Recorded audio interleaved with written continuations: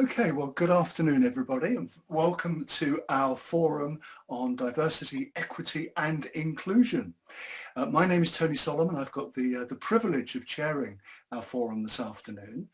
My background is very much in financial services, in marketing, but in recent years I've been working with a project called GEM, Going the Extra Mile, which is all around supporting people who are facing barriers to getting into employment, whether that's learning difficulties, physical disabilities, mental health issues, ex-prisoners, Syrian refugees, but recognising that people do face barriers and they need support. And my role is working with employers to help them to recognise and realise the benefits of having a diverse workforce and an inclusive culture.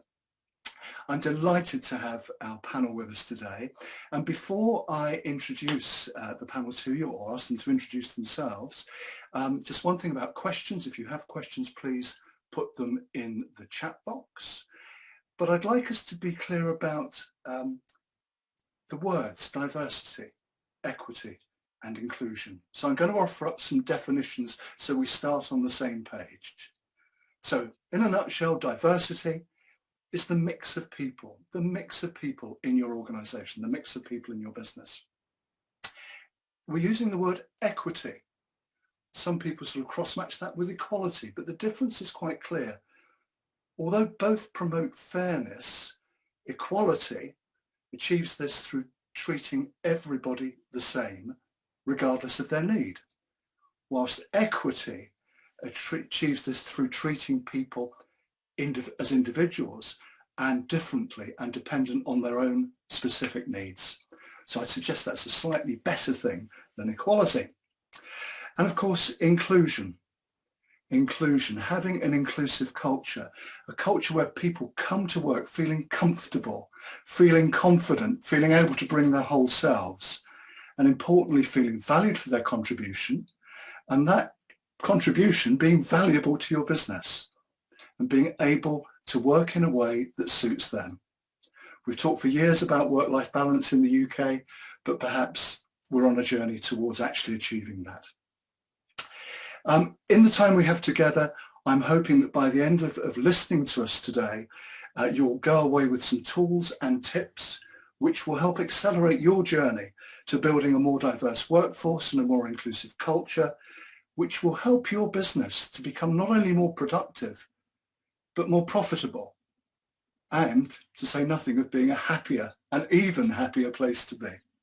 So without further ado, I'm going to ask the panel to introduce themselves. I'm going to start, if I may, with yourself, Di. If you can take yourself off mute and tell us about yourself and about your perspectives on why DEI is so critical. My name's Di Timberlake. Yes, I'm related to Justin somehow. But I'm involved with business leaders and managers, helping them to navigate the skills process of understanding what skills do I need, what skills do I need to develop, what skills do I have, using toolkits. My understanding of business is that people sometimes make it very complex. So I bring it down to the simple stuff, using templates and techniques that they can use and apply immediately. And we found that there's been huge success with that because they can actually do it as now. They can apply now rather than a theory. I work a lot with the youth in South Africa. We do find that they've lost hope because of the education system we were talking about, the lack of opportunities, the lack of everything, that they really want to succeed. So the youth are very much close to my heart.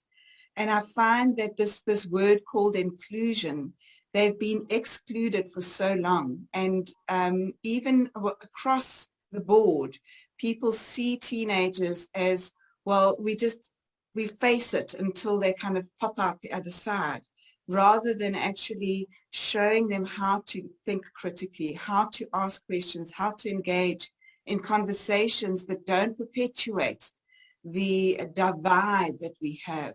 So diversity, inclusion, these are topics that we've been living for many years for 25 years in that we're a new government, but there's this assumption that now we actually know each other when we've been separated for so many years. So the discussion around this and the actual consequences of people not knowing have actually been very serious. So yes, this is something that's very close to my heart, and I look forward to learning from each one of you.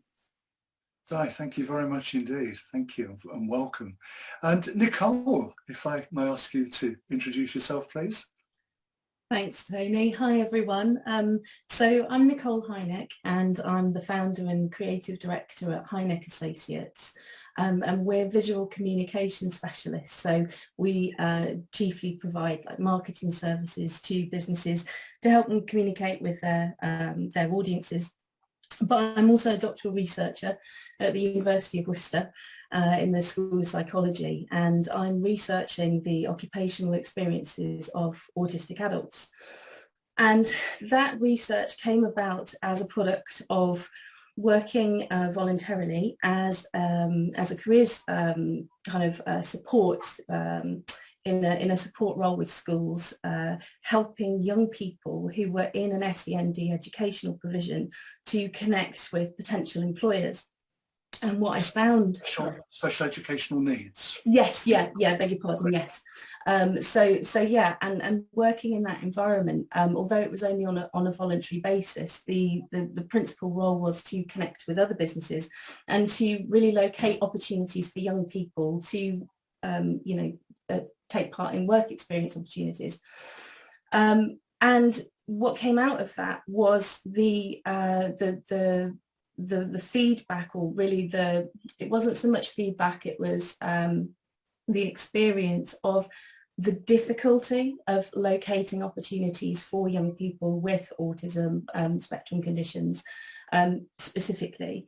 And so when I was at university on my master's degree, I was studying for my master's in business psychology, and there was an opportunity to put together a dissertation study as part of that. And so I selected autism studies to, occupational studies and autism to fulfill that. And what came out of it was the understanding that there was such limited opportunity for autistic young people and autistic adults who are currently transitioning from education or unemployed at the moment, that it kind of birthed this whole PhD project. And so I'm halfway through that now and on a part-time basis, and working collaboratively with participants, so asking them those really important questions and looking for the insights from personal experience and really being led by lived experience.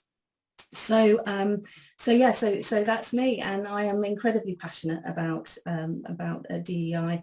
I think that we have so much to gain from different perspectives, from whether that's neurological profiles or however we embrace diversity at work. So yeah, that's me. Nicole, thank you, and great to have you on board today. And if I may now ask Kevin to introduce himself. Thank you, Kevin. Thanks very much, Tony. My name is Kevin Baisley. I work for GE Aviation based at Cheltenham here in the UK. I have been there for 20 years coming up now, so quite some time. And prior to that, I was in the Royal Air Force for the UK, where I had the dubious honour of being one of the last people who was actually discharged from the Royal Air Force on the grounds of their sexuality, and progressed all of that through European Court of Human Rights and so on to take the government to court. So that's really the seed for where my passion for inclusion and diversity has come from. I have been on the unpleasant end of discrimination. And so, that has given me that passion to stand up and be counted and do what I can to increase the message of inclusion and diversity. I'm very lucky that GE has a long history of inclusion and diversity within the business. They have for many, many years had what they've called affinity networks, but that are currently transitioning into employee resource groups. And so those have been around for a long time within GE. I'm currently a co-lead for the Pride Alliance, the LGBT ERG within the UK and Ireland, and I also lead locally a broader church inclusion activity that we call Growing Together. So it's something that I am very, very passionate about indeed. I truly believe that when you make a workplace an inclusive workplace, the diversity will come. GE being a global company, you have diversity by default, but it's only when you get inclusion embedded into the DNA of the company that those people who are diverse within the company actually want to be in the company, and they will stay in the company. And so if we can get that message out that GE is an inclusive employer, and we're an inclusive employer of choice, that means we get a much broader talent pool to choose from. So there's benefits for the company. We get the best and brightest of minds who come to work for us. They feel welcomed, they feel included, they can bring their entire selves to work, and so they deliver to the best of their potential because they're in an environment that values them and welcomes them and encourages them to be all that they can be. And I see my part within the ERGs as being a conduit to providing that education to other people within the business. And I can do that from the sharing of my own personal story and the impacts it's had, because personal stories are always the most impactful.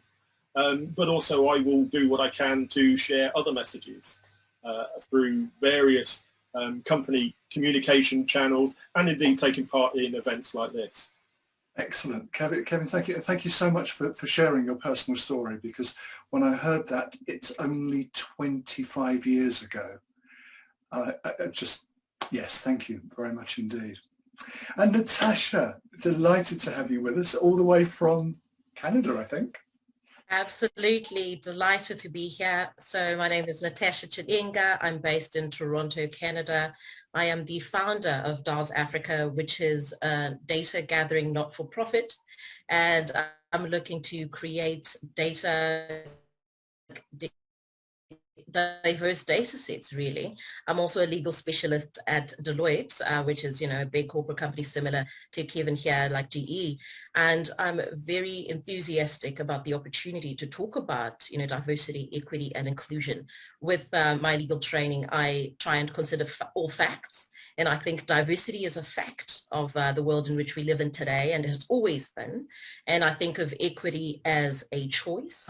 And I then lastly think of inclusion as an action.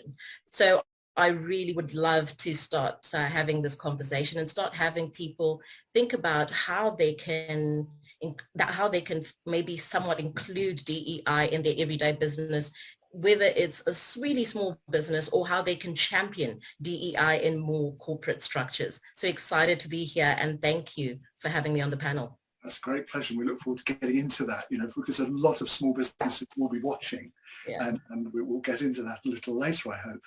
And last but by no means least, Sari.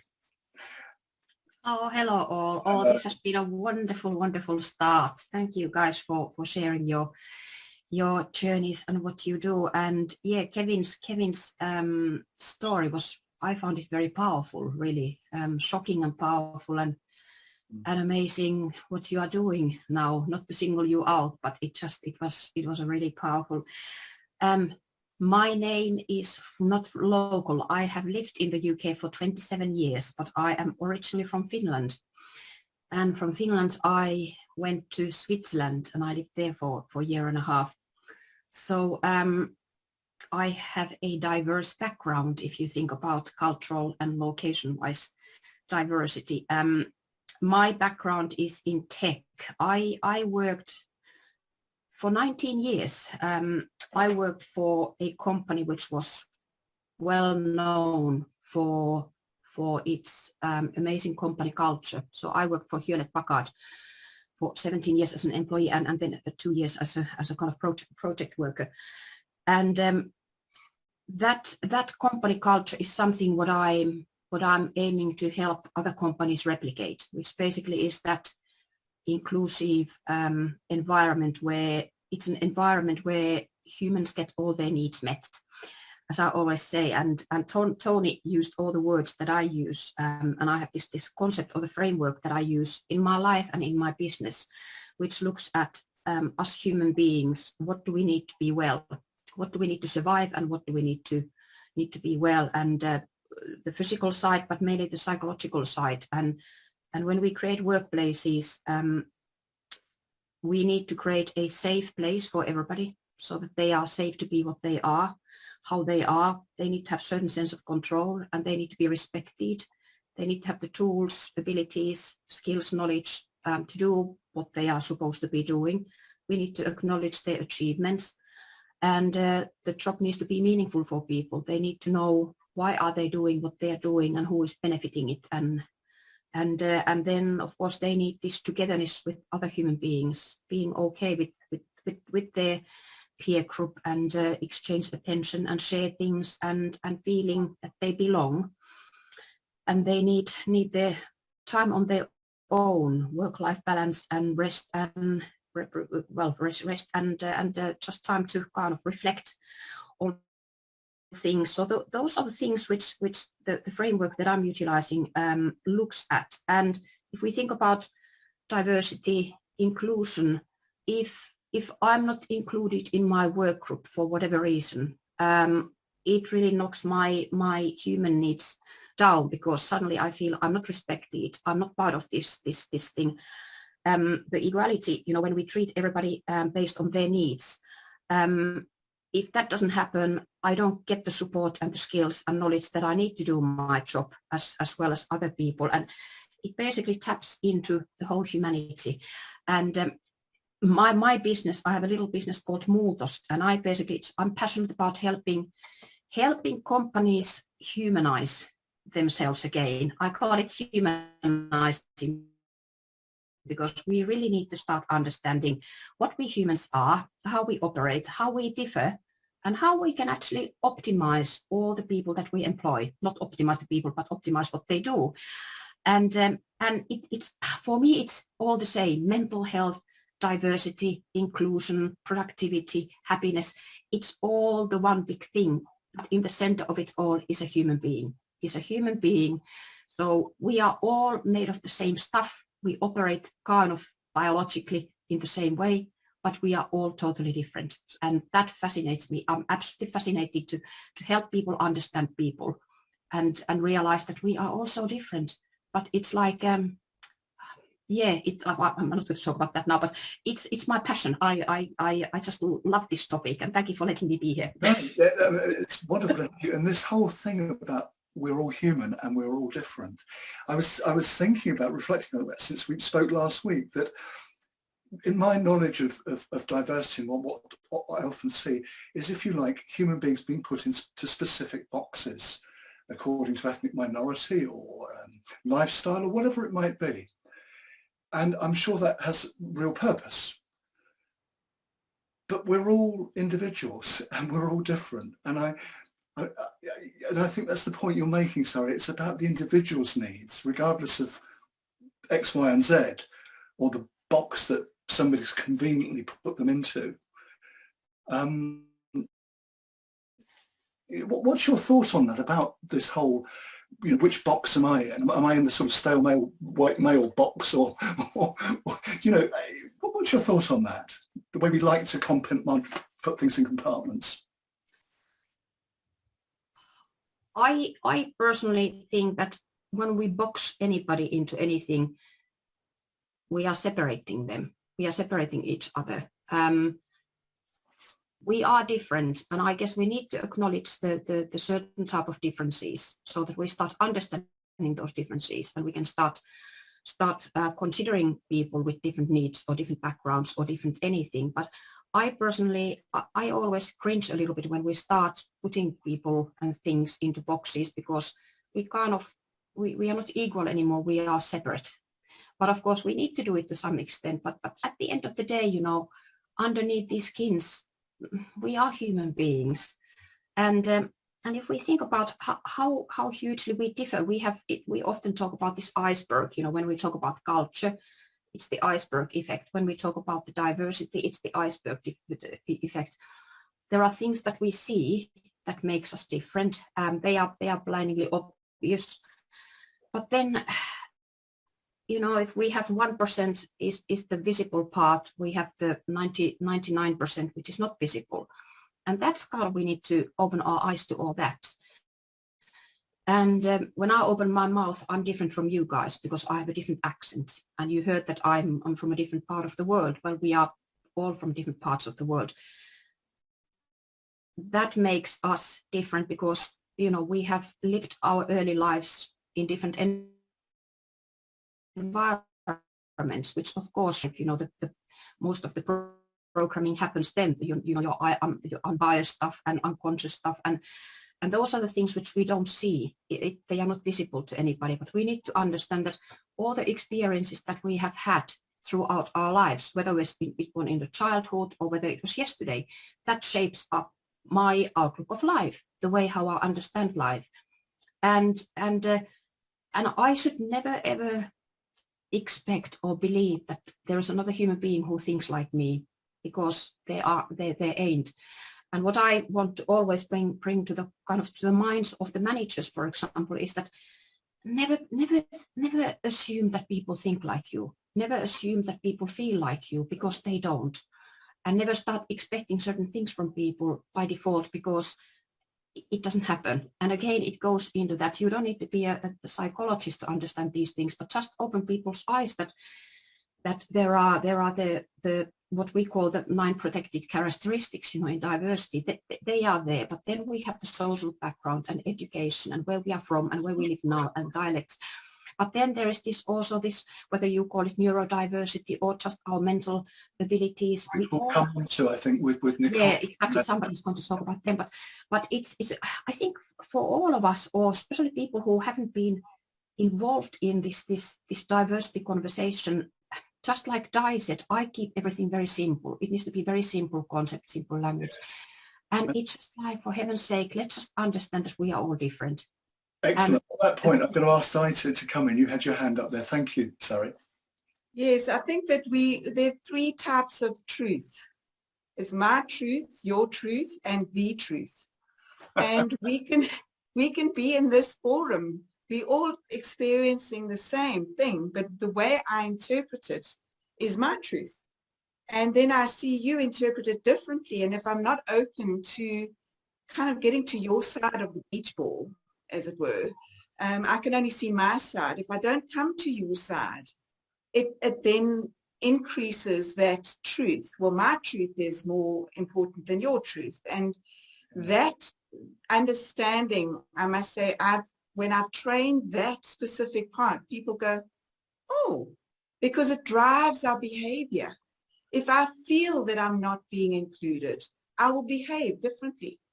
And then you will behave, because now I've got my lemon lips, as I call them. You know, when you suck a lemon, you go, mm-hmm. And then you react to my lemon lips, and you have lemon lips. And it creates this spiral that goes down. So if we can take ownership of our own truth and ownership of somebody else's truth and say, okay, well, where's that common ground? What is truth and what is perception? It creates a dialogue of huge importance. Indeed. And I think picking up on what you were saying earlier about your interest in young people and where they're not feeling included, and what happens as a result, which is much more apparent in youngsters than it is in adults who sort of just put the lemon lips on and get on with it in a way. But we won't go there now, but it's fascinating to hear that. I'm going to go over to Kevin, if I may, Kev. Community-based affinity networks, which you're now calling ERGs. I think I've just picked that up. Yeah. Can you talk to us a little bit about that? And also, when we were speaking, you talked about the importance of allyship. And if you wouldn't mind explaining what allyship is, as well as, you know, what it means and what it does, please. Certainly. So as I say, I mean, GE by its very nature is a massively diverse company with operations in well over 100 countries around the world. I'm not sure the exact number. I think somebody said about 140. So, you know, we by its default, we have a very diverse nature. The employee resource groups, as we see them, show that diversity. And we have a wonderful history of these employee resource groups within GE. So we have an African Affinity Forum.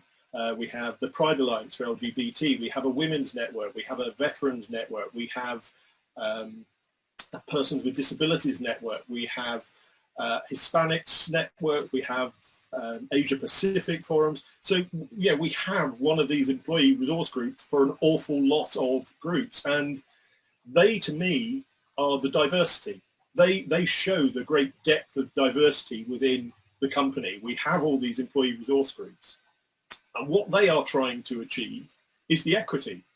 They're the channels for putting forward the support and growth for people within the communities that that particular employee resource group is targeted at. Now, none of those employee resource groups do anything to exclude anybody. Anybody within the company is welcome to join any of the employee resource groups. You don't have to be a woman to join the Women's Network. You don't have to be a veteran to join the Veterans Network. You don't have to be LGBT to be in the Pride Alliance. But by their very nature, the subconscious exclusion that happens because people see, oh, it is a women's network, so it's not really for me, is it? Or it is the Pride Alliance, but I'm not LGBT. So there is that subconscious exclusion, which obviously we do all we can to try and avoid. But we still need those employee resource groups. They still serve a very powerful function supporting their communities, both in terms of the personal development of people within those communities, the professional development of people within those communities, and making sure that they are given the tools to be equal within the business, so that they can put themselves forward irrespective of whatever characteristics they have, knowing that they will be judged on their merits to deliver their role. But we started to see that there is that need to go beyond those employee resource groups, and that is where you know, we've sat down in sessions and someone has put their hand up and said, oh, where's the group for the straight white males? And flippantly we have responded and said, well, you've had that for the last 10,000 years, so you know, we don't need to worry about that, do we? And it was a very flippant response, but it did recognize the fact that actually, because we have the employee resource groups, there are those people then who feel fear and so on, that they are being excluded. So as Di was talking, and so we are moving beyond that and developing other forms for inclusion within the company. They're still employee resource groups, but they're not focused on any one given community. So the one that I lead at Cheltenham is called Growing Together. There are various others, and at the moment we're in that sort of building stage where it's coming from the grassroots people within the company who are recognizing this need and developing it.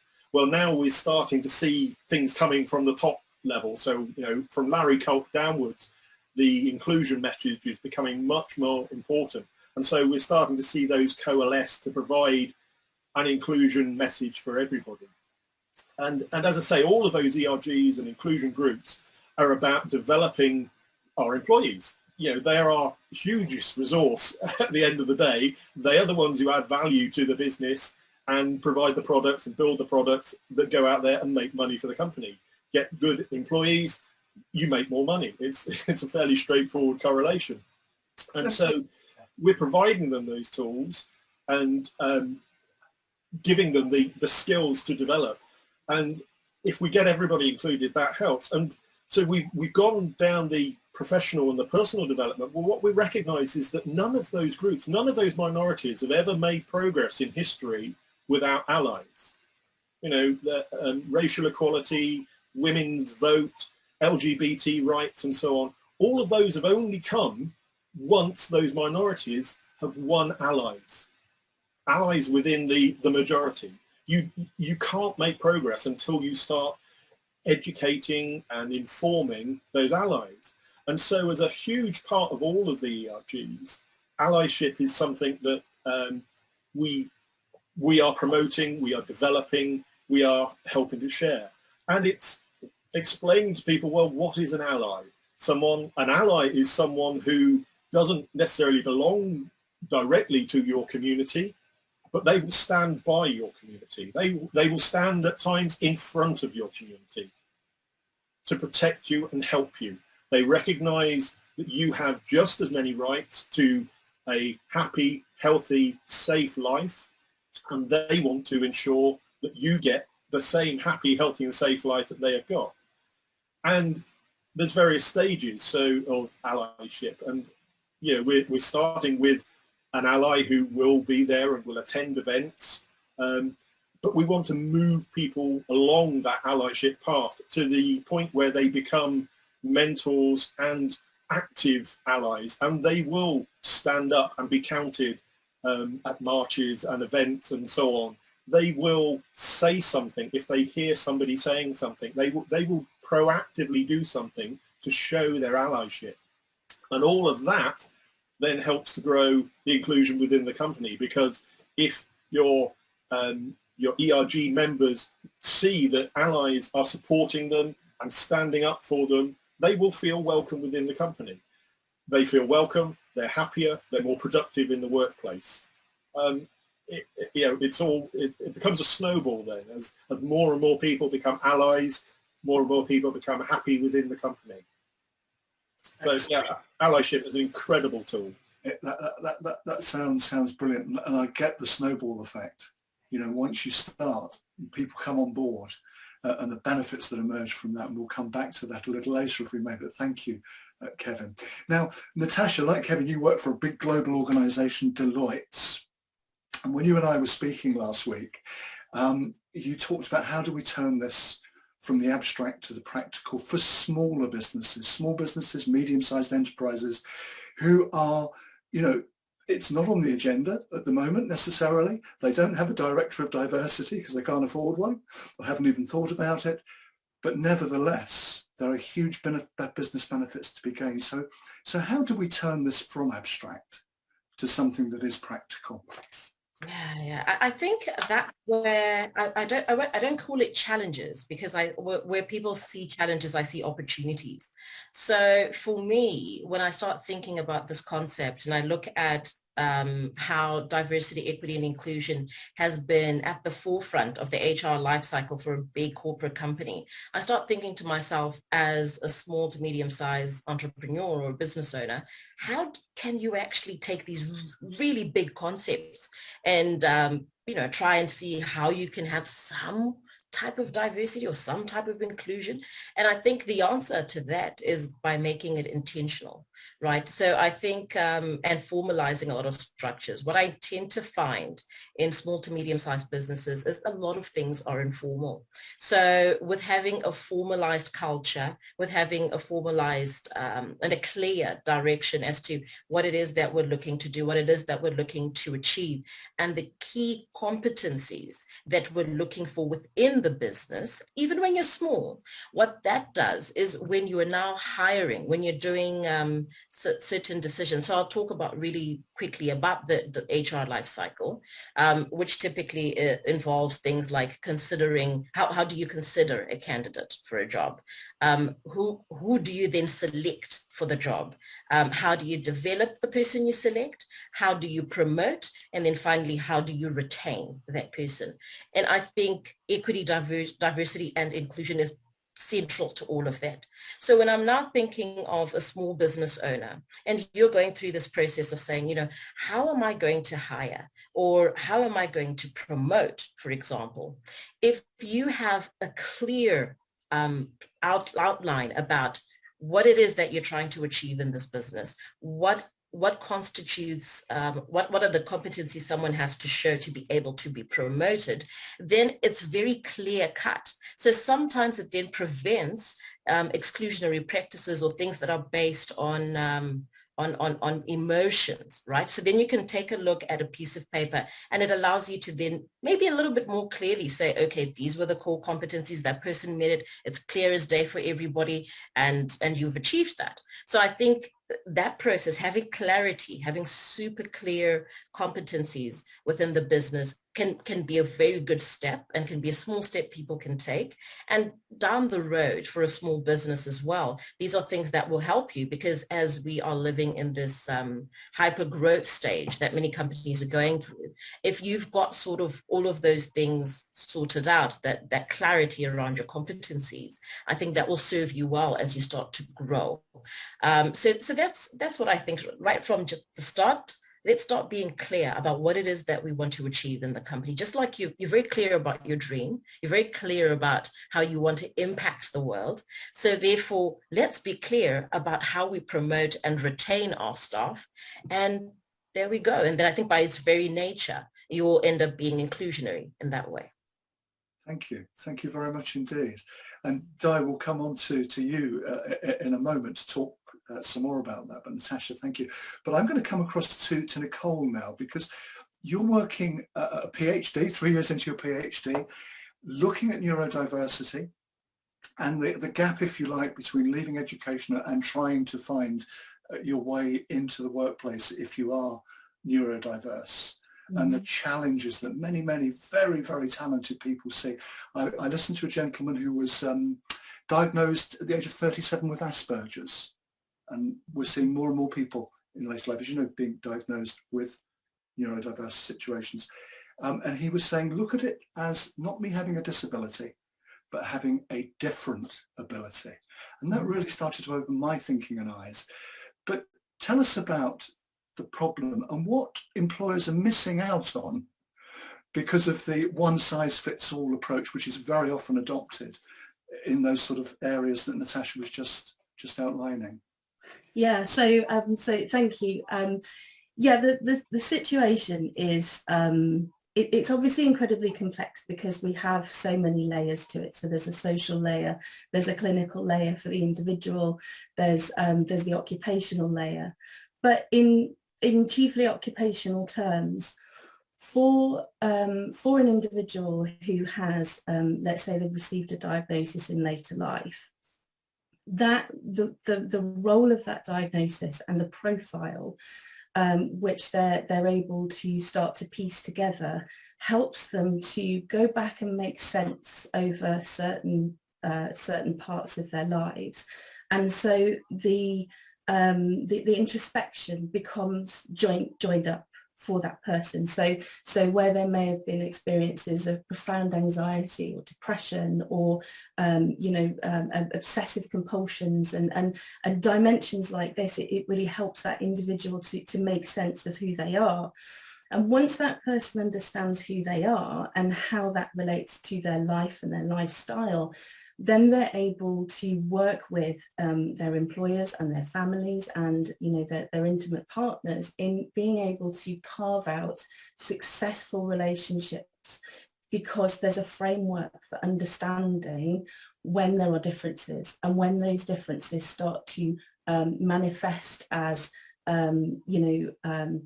maybe they might breed elements of conflict or frustration because there are misunderstandings that are born out of those, maybe sometimes those behaviours or that pattern of language.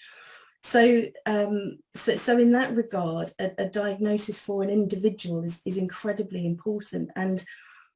But I think from an occupational perspective, there are kind of three really key areas in terms of being able to meaningfully connect individuals with roles inside companies. And it applies to SMEs as much as it applies to large organisations because it's scalable. And so I'd really say that their openness, training and trust, and we're already touching on those themes, and these seem to be ubiquitous throughout the DEI discussion, is that if we look at openness and we look at the developmental processes that will facilitate change, then how can organisations can objectively look at the, as you were saying, Natasha, at the objective frameworks. How do you evaluate your employees? And if it's a subjective and emotional decision, then naturally that's going to lead to exclusion. And you're going to be lacking equity inside the organisation. But I think that building a culture of one-to-one support applies whether you're a micro business or, you know, an organisation of 1,000+ employees, that the principle is about establishing trust through that openness. So, for example, if we encourage an organisation to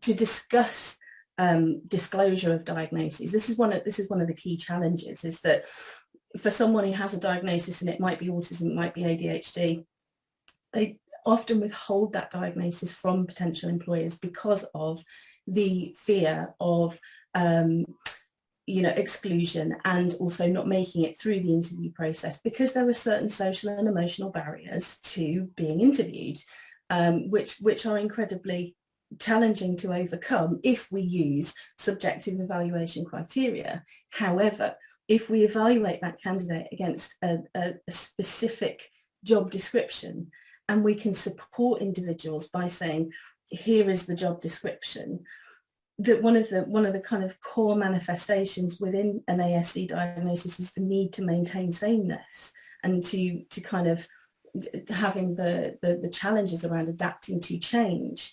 So if we can help individuals by giving them a good outline of the role, and making that something that they're able to rely on and build trust in, then very gradually change can be negotiated over that period of time. But I think that allyship as well, Kevin, that you were talking about, that is kind of one of the key areas as well, is having mentorship within the organisation, because trusting relationships are fundamental to people feeling as though they are able to relate. You know, I'm having a really tough day today, my anxiety is really bad, I may need to go and stand outside, I may need to sit in the car, I may need to call someone, but I'm coming back.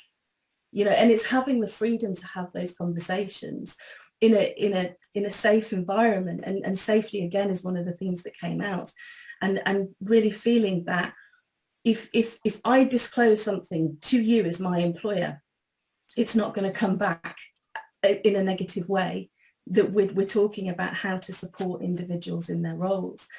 And so training and development in leadership and management with and also personnel is one way to build that allyship. And it doesn't have to be an in-depth understanding of the clinical dimensions of conditions, because I really do feel that that's outside of what is relevant and necessary for an employer. We're talking about operational things, lived experience, what really is going on for that individual. And so it's about sharing that lived experience, and through sharing that personal story, you then start to build the relationships, because you have the emotional connections. And that's when a colleague will step up and say, it's okay, take 10 minutes, or let me look at that for you, or, how can I support you, in those moments where you really need it. And then in enhancing trust in the workplace, there are various practical steps, and again, this is scalable. So there's the Wellness Recovery Action Plan, also known as the WRAP, and that is a really powerful tool for individuals who have, they might have a mental health diagnosis, or, maybe an autism diagnosis, ADHD. When there are presentations within their diagnostic framework, and they are aware of, I'm going to have a dysregulation, moving into emotional dysregulation, moving into an extreme state of anxiety, or being in a profound state of depression. Who am I when I'm well? And what do I need to support me when I move out of that experience of being well?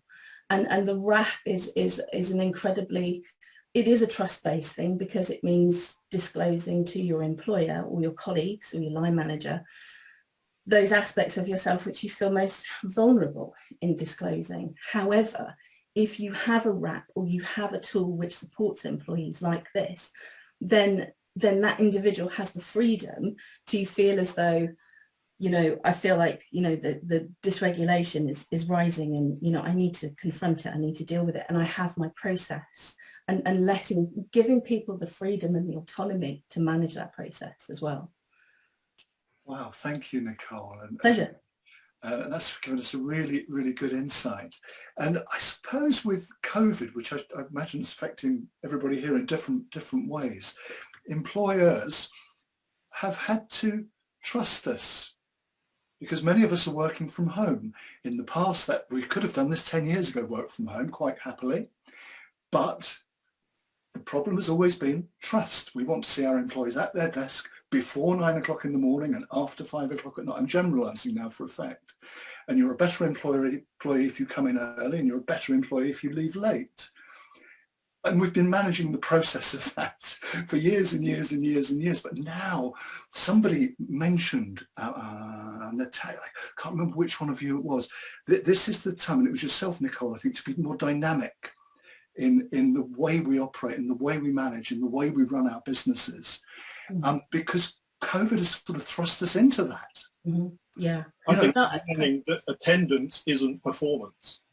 Brilliant, Kevin. I mean, it isn't, is it? I mean, you know, where I used to work, and that's a long time ago now, 10 years ago, you know, car park politics, if you're first into the car park in the morning and the last one out at night, you're obviously destined for promotion. Great. Attendance isn't performance. And what it requires, though, does it require change in the management? And you're Nicole, talking about the way we've got to start thinking, but the way we've been taught how to manage, has that really got to change? And we're talking, Natasha, about HR processes and things, but how's that got to change to really fit with a modern world, a world that looks more like this, where I could be wearing my shorts now as opposed to a suit? Di, please.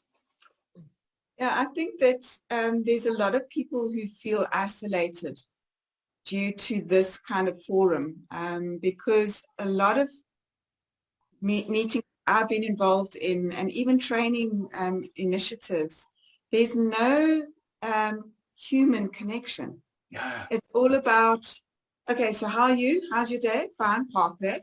All right, park that, park that. All right, let's get on with what we have to do. And I think people are feeling so much more isolated. So as a manager, you need to make more of an effort now to ask those questions. And I think, Tony, I need to commend you here, is that you reached out to each one of us. You got to know us as people, not just people on a panel. You wanted to actually understand who we are. And that connection just then flowed from there. And as managers, Kevin and I were actually chatting this morning around this whole thing called attendance and performance. It's a lot more on outcomes based now, but also understanding that there's a person behind that task. And that's where a lot of managers are struggling, because they might be more task focused, outcome focused. So did you get it? Have you done the report? When are you going to do it? Rather than how are you really doing at this time? Yeah, I think I really second that, Di. I was thinking to myself, with COVID, responsible employers, especially larger employers, have been forced to truly interrogate their values. And if you don't, right, people now, I think attrition is a natural consequence, especially in this environment. So I think if you're going to be very honest about how it is, the culture that you've been promoting within your workspace and the adverse or positive effects of that. I know yesterday I was in a interesting conversation with the team from Netflix, and Netflix, of course, has experienced tremendous growth in this COVID time. But what was very interesting, and it might be refreshing, is they were talking about what it is that they look for in their when they hire, what it is that they're fixated on. And for them, it was people who want or respect or who ask for freedom above all things, and who were also really results oriented. So they look for people who want freedom. They look for people who want results. And that's a special type of person. But I think because they were clear, and I could say that, you know, we can interrogate that and say how problematic that could be. But I think the clarity around what are our values, what is it that we're looking for, and I think really asking the employee themselves to do some introspection about, am I a person who wants freedom above all things? Am I really results focused? And then when you've done that internal audit, then saying to yourself, you know what, maybe this isn't the place for me. So for me, I think that interrogating of your values and the whole ecosystem within the company is so important. And I think also with this COVID world, like I think you were alluding to, Di, I think it's really shown us the inequities in even access and connectivity, right? There's tremendous privilege in us being able to have this conversation right now. We have to have, there's a lot of infrastructure that needs to be present for us to participate. And we have to know in us having this privilege that there are many, many people who cannot, right? Who cannot participate, who cannot just even see or even benefit from what we're doing right now. So I think it's a balancing act, but I think it goes without saying, and I think it's important to just say that, yeah. That's a really important thing, Natasha. And that thing of work-life balance, which in the UK has been a thing for 20 years now, and I'm still yet to meet anybody who's ticked the work-life balance box, really ticked it. I've met a lot of people that work long hours and sit at their desk eating lunch and making crumbs all over their keyboard. But I actually think that we've got the opportunity as employers going forward to help individuals achieve whatever is the right balance for them. To be more flexible and dynamic, the word you used, Nicole, I think, when we spoke. And one of you mentioned this whole thing, and I thought about it afterwards. It sounds like just common sense. Talk to your staff individually.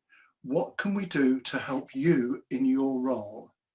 Now, I've worked in corporate life for 30 or 40 years. Nobody's ever asked me what they could do to help me in my role ever. But what a brilliant question.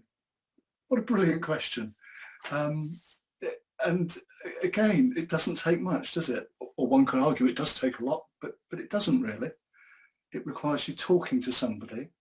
Not the Di, as you say, how are you today, Tony? Yeah, I'm fine, great, let's move on, park that, we've got business to attend to.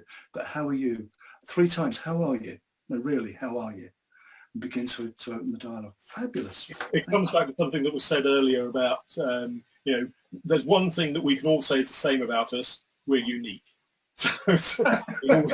And, you know, we all have a different place on that spectrum of, do we live to work or do we work to live? And it's finding where your position is on that spectrum and having a boss who understands that that is where you are and expecting or requiring you to work in a pattern that fits in with your requirements. Or, as you say, if you've done your self-audit that realizes that I'm at this point in my work to live scale, but actually my boss wants me over here, and I'm sorry, I'm just not prepared to do what's needed to do that. Yeah. And therefore you will find people voting with their feet. Yeah. Sorry.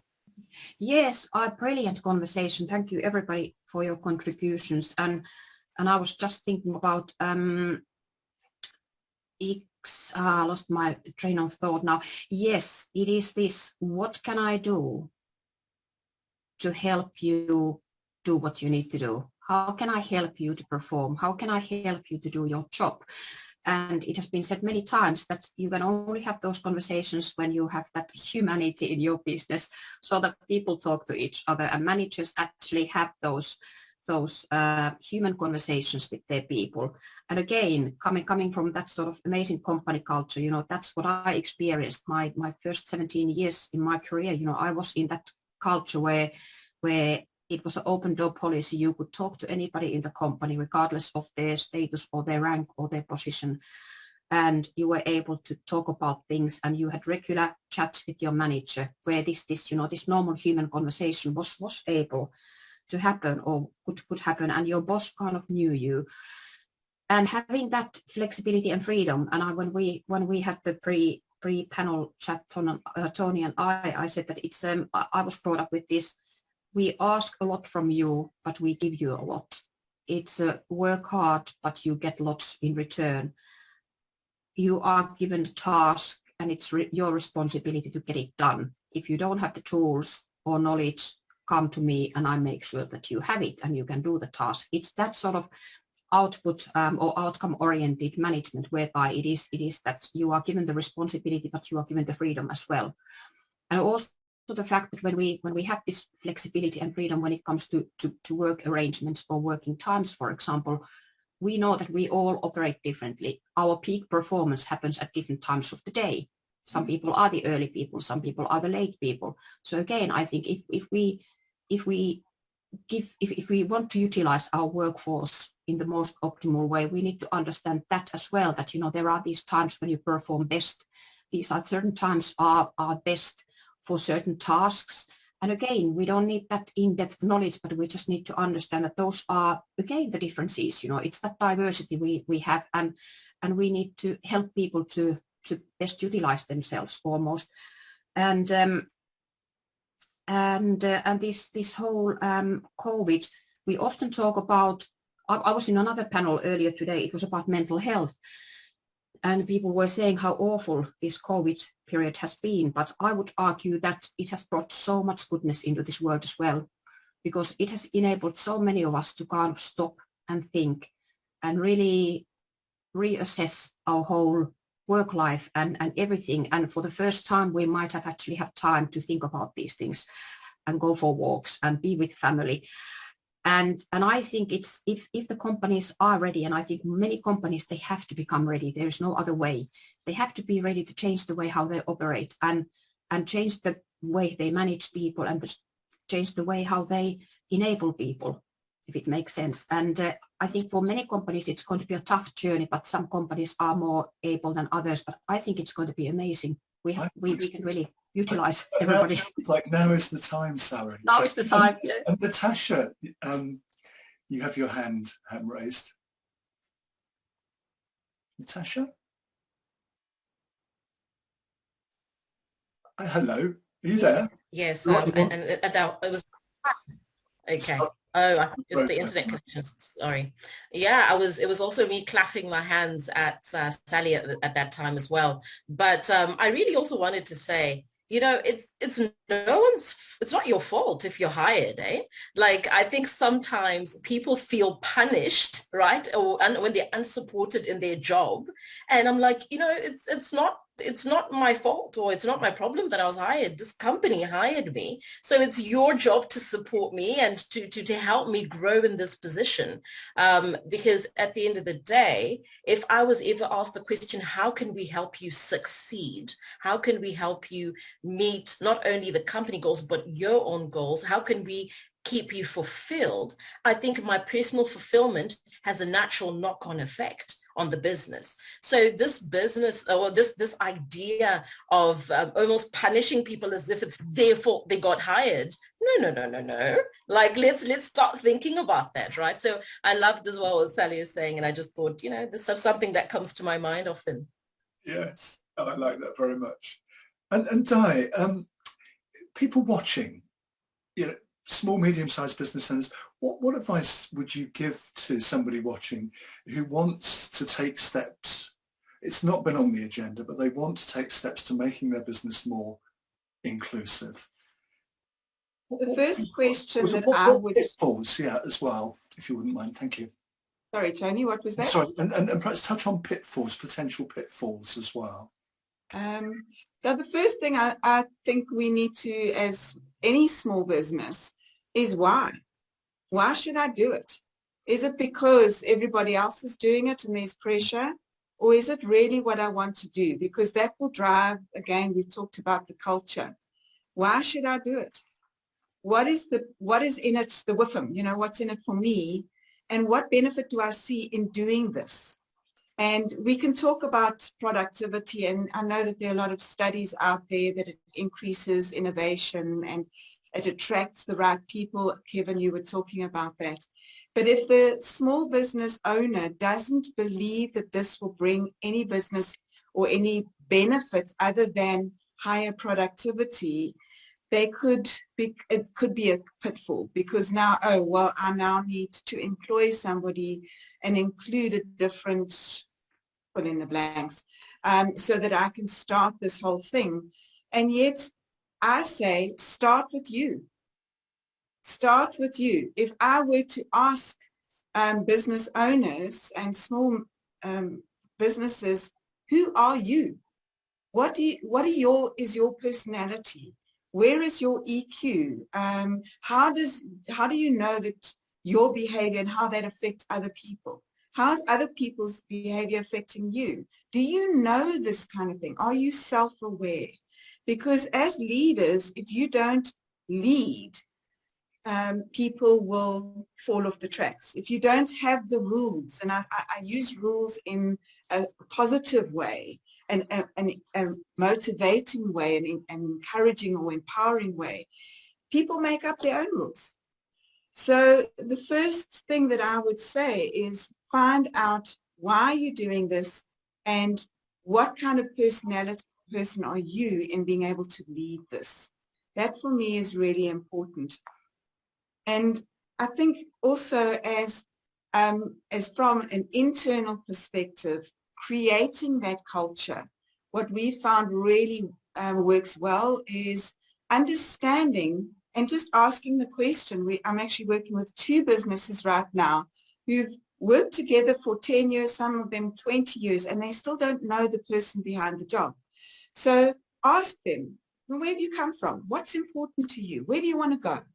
What are some of the skills that you feel that you actually aren't being utilized or that we're not using? What are some of the things that you want to learn to create that I hear you culture? And I think we've talked about that so much, is how do I do that from I hear you personality? Also, I find that in smaller businesses, there seems to be this thing that the owner holds the responsibility. No, it's everybody's responsibility. So how do you create that safe environment? By asking people for feedback. So how am I doing as your manager? How am I doing as your colleague? Is there anything that you would like to teach me as your manager leader? And I do know that in South Africa, that's a really difficult one. People don't like feedback. They don't like giving feedback because there's this adverse reaction. So again, how do you react to feedback? Are you seeking feedback? Because that's inclusion. That's actually saying, I value what you say. I value your perspective. And understanding this and creating that environment will start opening the doors for people to take responsibility for others and for themselves, not just throwing it over the fence and saying, oh, well, that's my manager's responsibility. Is creating this team effort.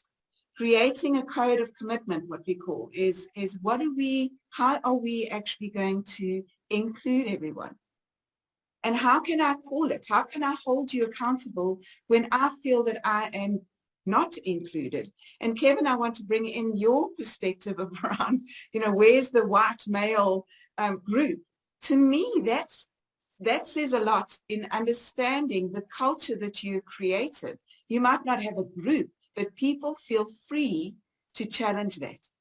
And that's what you're wanting, is to create that ability for people to hold up their hand and say, pick me, I'd like to take a chance on this.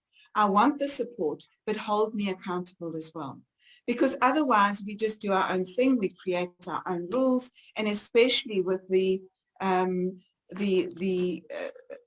work that we are now in not being together, where I can't kind of keep my eye on you, is to have those kind of conversations where people are now sharing who they are. Because if I know your background, if I know what's important to you, it makes so much sense. Now I get it, why you reacted that way. If I understand your personality, okay, so you are more task focused. You get some personalities that are people and they just want to kind of talk to people all the time. And if you're a task red personality, you're going to bump heads. So if I understand that, I can manage that. But we can't do that if we don't have some of those structures. And I think, sorry, you were talking about, or Nicole as well, you were talking about the framework. What is that framework? And it can't be a once-off thing. It should be on your agenda every. It should be something where you're actually saying, so how's it going? How are we living that value? Tell me about your inclusion. When did you feel that you weren't moved? Some of you might know the 30% Club, which is very, it promotes women on boards. They say that when you get 30% of women on boards, there is that critical mass where people start hearing women. But there are times when women suggest something and yet they are not heard. But then when somebody else says that, oh, that's a great idea. And to enable people to say, hey, that was my idea, and take the credit. Whereas it's like, oh no, we've got to be humble. And these are the kind of questions that as a small business, you should be asking yourself and creating, what do I want this culture to look like? How can I be the one who champions it, but create champions in everyone so that they all feel included in this process? And look at that. You know, to me, exclusion is where we feel superior to somebody else. We're prejudiced, we prejudge. Well, you know, that person doesn't do this, and it's, you know, thank you that I'm not like that. And those are the questions you need to be asking yourself and others. And as a small business, very often I see people recruiting people like me.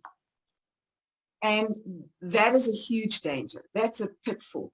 You need to look at what skills do we need? And Natasha, you talked about that. How do I create a job profile that fits the job, not fits my agenda, because I can actually manipulate people who might have a weaker is the wrong word, is a meeker personality where they don't stand up and talk. I don't want somebody who actually will challenge me. But that doesn't actually create that richness of variety of perspectives, understanding how it would work, and get people to innovate, come together rather than my way or the highway. Excellent, thank you. And sorry.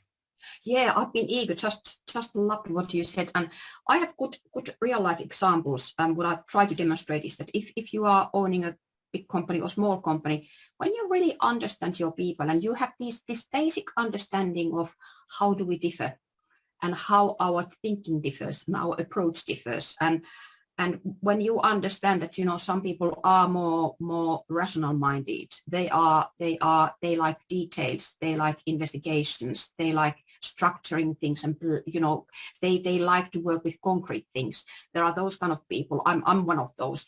Then you have the people who are more innovative. They are more kind of, they use their imagination. They like to deal with things which don't exist yet. They plan and they set up strategies and all that. Then you have these people who are amazing people. They are the salespeople. You have all these different types of people. And when you understand what type of people you have in your company or your team, you can, again, give them the tasks which they are good at, which they do naturally. And what happened with a friend of mine in her career some time ago was that she is very analytical. She's very kind of, we can call it, well, whatever brain, but analytical, and she loves investigation and problem solving. She's excellent in that sort of job. There was a reorganization that happened in the organization, and she was just one of the numbers, and she was moved from this role onto a totally different role. And that role was business planning. She had to start planning things which didn't exist yet, and talk with businesses about things that didn't exist yet. And that person went from thriving employee, highly performing, to a totally anxious, depressed person who actually was really struggling with her job because she wasn't equipped to do the job she was asked to do. So that's a clear indicator to me that whether you have a small company or big company, you really, when you understand those basics, you ask people to do the jobs that they are best qualified to do. And that, of course, brings happiness and fulfillment and mental health and everything else. So again, it's like, it's absolutely essential. I think, sorry, that's wonderful. You're talking about happiness and mental health. And Kevin, if I may ask you, because all that you've said about having communities and so forth is brilliant, can you give me a living example of where somebody's actually benefited, their life has changed, even been transformed as a result? Certainly. I mean, one of my proudest achievements in the workplace in some respects is when we had an engineer on our site, married for a number of years, but had realized that he was gay, and having attended several of our events over the years, or inclusion events, he obviously knew my backstory, and he came to me, and in private over a number of months we discussed what he was going to do, and how coming out for him was something he wanted to do, but he wasn't sure whether he felt ready. He knew that he wasn't performing as well as he could be at work because he wasn't his true self. He was hiding something. And over that period of few months, I helped him come to the point where he made the decision it was the right time for him to come out. And so he did just that. He came out. And a few weeks after that event, his line manager, we were just passing in the car park one day, and his line manager stopped me and just said, I just need to say to you, what you've done for him is incredible. He's a different person. He's so much more productive. He's so much more at ease with himself.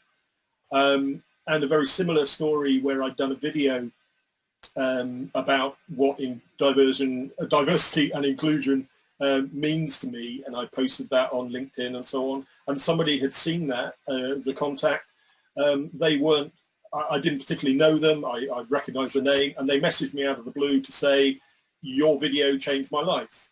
I watched your video, and as a result I realized that the company I was working for didn't include me, didn't value me, didn't recognize me as a person.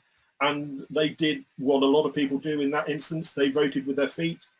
They found a different job where they now feel welcome, valued, and a respected part of the company. And they said, you know, my mental health and well-being has just gone through the roof as a result.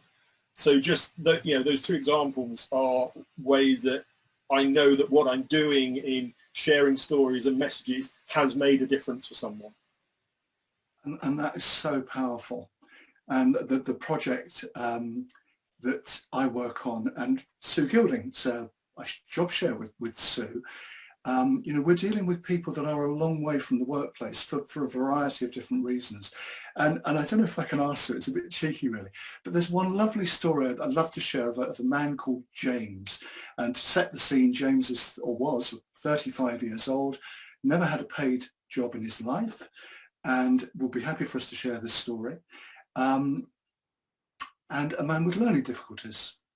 And Sue, if you are there, I don't know if you're still there, but hello. Hello. So this is my partner in crime, Sue.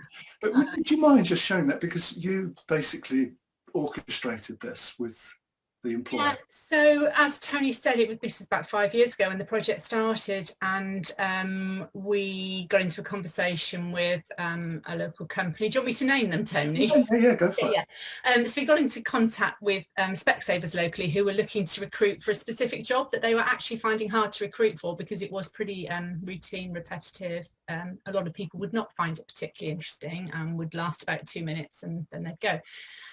So we were having this conversation, and you know, we were asked to pull together a few people for them to talk to who might be interested in this part-time role. So we went out to our navigator developers who know the people well, and anyway, James was one of these. I think it's about 5 people that they took on initially, and he literally went to a special school. He just felt society had written him off. He didn't have a massive chip on his shoulder. He wasn't bitter about things, but he just had given up really and thought there was, you know, life was as it would always be. But they got him in. He couldn't read or write, so they got him in for a trial shift. the team knew what was happening. I think that was really important, actually. It wasn't that they were suddenly presented with this person, you know, oh, you've got to sort him out and work with him. And so they knew what was happening, but he came in, couldn't read or write, but he was doing a cleaning glasses at the end of the production of them, really, so that they were cleaned, put into the right case, so that the customer had their Tommy Hilfiger glasses, whatever, in the right case. So James took this job on. He was just so proud. He would turn up each day with his shirt and his tie looking immaculate. He was always there on time. He was always reliable.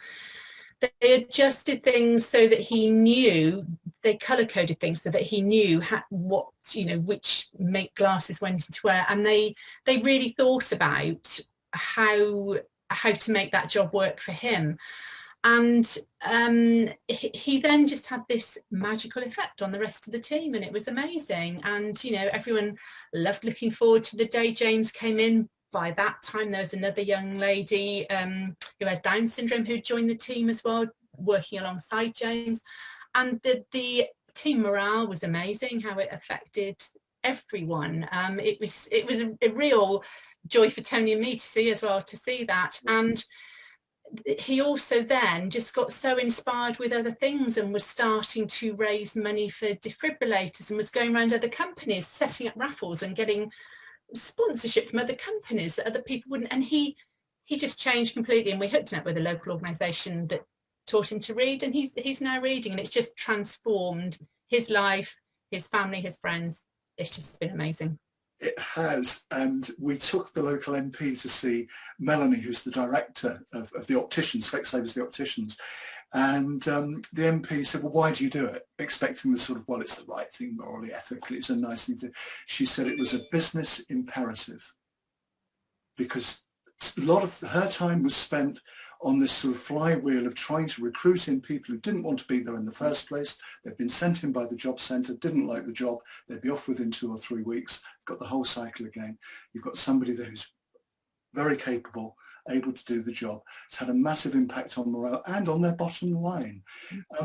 And that's just one case, isn't it? And everybody's individual. James is an individual. And Natalie, who with Down syndrome, you know, written off. No, fabulous, does a wonderful job. And James now is actually making glasses, so he's not just putting glasses in boxes, he actually makes your glasses, which... And now he's on the shop floor, does some meeting and greeting, I think, you know, and with COVID, because glasses then are put back and have to be cleaned, so he's... Which is fantastic. So what we're saying here as a group, and what I realise will come in, thank you very much, Sue, sorry to sort of get you on that one, it is as we sort of draw it together, because we've been about an hour and a half.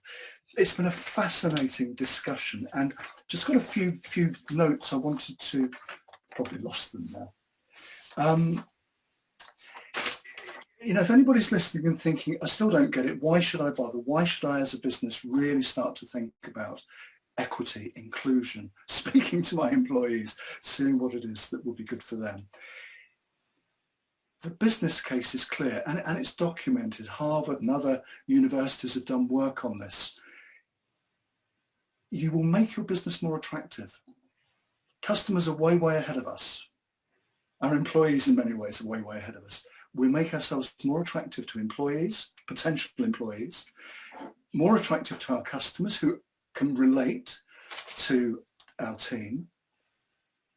As Kevin was saying earlier, the diversity of thought, the innovation, the creativity that's brought about when you allow people the space to share, to be different, is phenomenal, leading to greater productivity, happier people. And we all know what it's like to work around Mr. and Mrs. Grumpy, but working with happy people, building loyalty, it leads to less time off. It's documented. Better retention. The cost of, as we know, of recruiting staff is enormous in all sorts of different ways, not just financial. And of course, there are those ethical and moral reasons, which are great, and we are becoming more aware in those areas. There's a real sense, having spoken with you all, that we are at a unique point in time. COVID has reset the world in many ways. And as we build back better from wherever we are, we've got the opportunity to accelerate our journey towards a more diverse workplace and more inclusive cultures. We're at a point in time where we as businesses and anybody watching, and it's a challenge to you, is grasping that opportunity for a more flexible and dynamic working environment, an environment where staff can be trusted, and staff can trust us as employers, where we can work with them to better meet their needs. Mental health will improve, there's no doubt about that, and there were some other sessions earlier today on that. You know, COVID has shown us that it is possible to trust staff, it is possible to get the job done remotely, but it's finding the balance that's right for the individual. Some people have thrived working from home, others have had a dreadful time. But it's working with your staff individually to get the best possible outcome for them. And if you get the best possible outcome for them, believe me, you'll get the best possible outcome for you as a business owner. So I'm going to draw us to a close, if I may. And just to say a huge thank you to the panel. It's been a pleasure and a joy to work with you, Di, Nicole, Kevin, Natasha, sorry, and Sue, sorry for getting you involved at the end there, but thank you very much for your contribution, and to wish you all the success in the world, and I do hope we're able to stay in touch. I know most of us have got LinkedIn on LinkedIn now, which is great, and on your own journeys, every success, and thank you so much for your time. Jill, back to you. Okay, thank you everybody. Sounds I was dipping in and out, but it sounded like a very interesting conversation. I did interfere in the chat box a couple of times as well, as I do. So this is obviously all been recorded, and the recording should be available early next week. Pete will send out all the links, and it's all up on YouTube. So you'll have a time if you want to go back and revisit any pieces, but also sharing it with people that you know, so that that you build the messages around your communities and around your connections would be fabulous. Lovely. Jill, thanks for looking after us today. You're welcome. And all the very best to everyone. Bye-bye now.